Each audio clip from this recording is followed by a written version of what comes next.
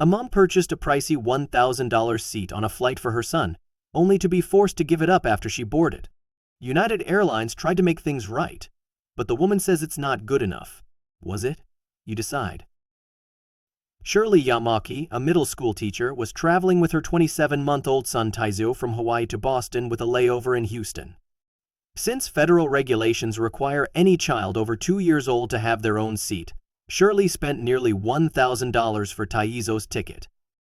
After waiting over 5 hours to board in Houston, an exhausted Shirley put Taizo in his seat and took her own. Shortly after, she said a flight attendant came to see if Taizo was on the plane. Then, a man approached and said the toddler was in his seat after the seat Shirley purchased for Taizo was given to a standby passenger. Confused, Shirley notified a flight attendant, but claims she shrugged and said the flight is full, even though United's own guidelines state, once infants turn 2 years old, they are required to have a purchased ticket and occupy a seat. The standby passenger, who later told Shirley he only paid $75 for the seat, was one of the last people to board and the flight was about to depart. So Shirley, who's only 5'2", hastily placed her 25-pound son on her lap, forced to hold the toddler in her lap for the 3.5-hour flight from Houston to Boston. During the flight, Shirley struggled to put the seat belt over them both and Taizo even had to stand or crouch on the floor when he became too heavy to hold. Yet, flight attendants failed to question or address the issue. He's a tall child for a toddler. He comes up to my belly button.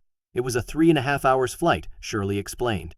It was unsafe, uncomfortable, and unfair, she told NBC News. I couldn't believe it was happening to me. Due to previous problems on United flights, Shirley was afraid to alert another attendant, worried what might happen to her while she was traveling with her child if she caused on an issue. Instead, she waited until the flight landed to inform multiple United staff members about what happened. I was told 4 different things from 4 agents, she recalled, adding that one told her she should have said something more while she was on board. Days later, United Airlines issued a statement saying it was all just a mix-up in their system. We inaccurately scanned the boarding pass of Ms. Yamachi's son.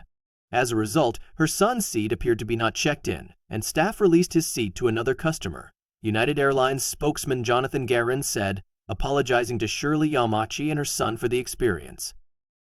The airline said the ticket for Shirley's son would be refunded and she would also receive a travel voucher. But Shirley wasn't satisfied. I saw them zap both tickets. There was no issue, no problem. They let us through, she said, refuting the explanation the airline gave for the mix-up. Shirley doesn't agree with the compensation either and decided to sue. It doesn't seem right or enough for pain and discomfort, she said. United said they would change and I want to see that happen. I don't want any more passengers possibly in danger, Shirley explained, saying she hopes her lawsuit will help protect other passengers from this type of treatment, Hawaii News Now reported. Attorney Michael Green agrees that the airline needs to be stopped from putting lives at risk.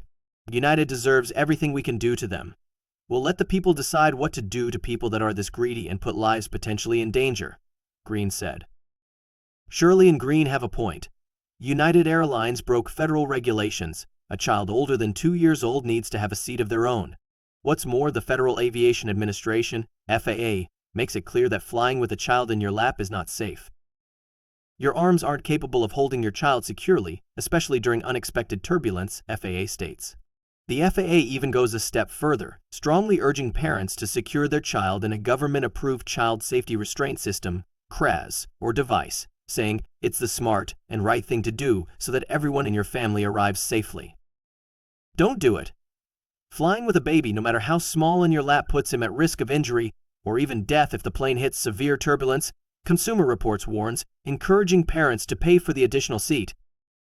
Not only did this mother not get what she paid for, but the staff also ignored safety requirements for their passengers, all in order to make a little extra cash.